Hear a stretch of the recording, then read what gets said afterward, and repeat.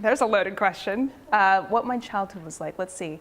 I'm probably get with the dynamics first. I'm half Cuban, and my grandmother has pretty archaic values and morals and whatnot. She came from Cuba in the 50s.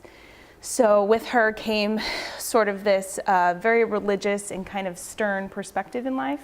My mother, she worked 3 jobs, so my grandmother essentially raised me. My father left when I was 6. It was a pretty abusive household, and so he was later sent to prison for a few things, so we grew up without a father.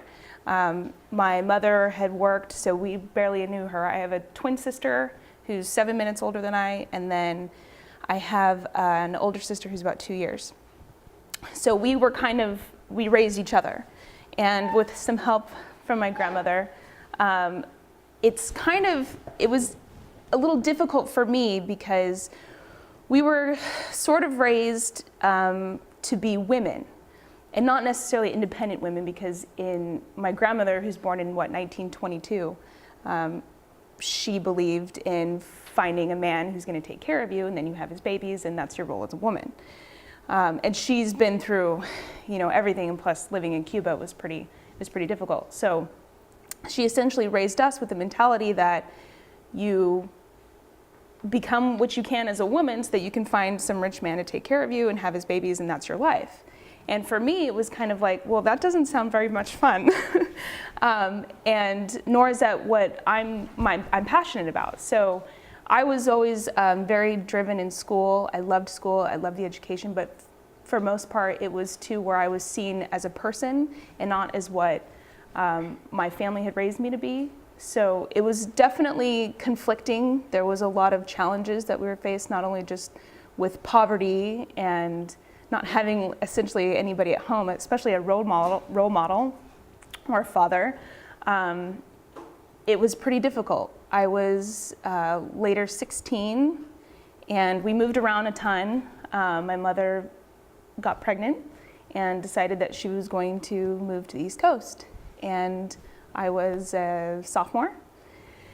And my twin and I kind of just said, well, we don't want to go. She said, well, you weren't really invited. So we emancipated ourselves, which was a big process. We had jobs, we bought a car, we made it on our own, we got an apartment, and finished high school. Yeah. So that was kind of my childhood in a nutshell. Gosh, I struggled with that for a long time. I struggled with this person people expected me to be, and the person that I wanted to be, and was very tight-lipped about a lot of it. I was raised to be obedient, and that meant even if somebody was telling you something that you didn't want to hear, that you couldn't necessarily fight back against it. And it was really hard because I'm very opinionated, and I had lots of things to say, and they probably weren't well accepted maybe, but I felt like I needed to say it. I became a yes person instead of a no person. And a lot of that was because I was so young and naive, and I didn't know how to communicate in that way, because that's how I was raised. You don't say no to grandma, and you always do what you're told, and I was raised that way to have that respect. And because I respected her so much, I was very obedient. When we were on our own and I was working, I became the same person. When an employer said, I need you to work this day, it's yes, yes, yes. Even if I couldn't do it, I would still find a way because I didn't want to disappoint. And then it became this expectation. And I felt like what I wanted didn't necessarily correspond with that expectation, and then I was in college and I was still this, ongoing yes person, but it wasn't until I traveled the world and had some very trying experiences then too that I learned how to say no, and I learned how to be strong in my convictions and, believe in my voice and carry that through. And so that later became my identity, was leaving, finding out who I am, shutting everything out. You know, when you're in a third world country where you're living, you know, under a teepee, you know, and everything that you know and is familiar with is completely gone, there's something very humbling about that experience that really makes you dig deep. And especially in situations where, you know, I was alone, I'm a woman, I have very fair features which stand out in, you know, very diverse countries. It was very hard, and you learn that you have to say no, and you have to push back, and you have to stand up for yourself. And that was what that experience taught me.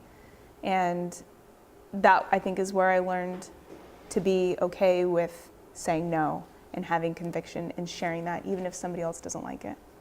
Yeah. I think,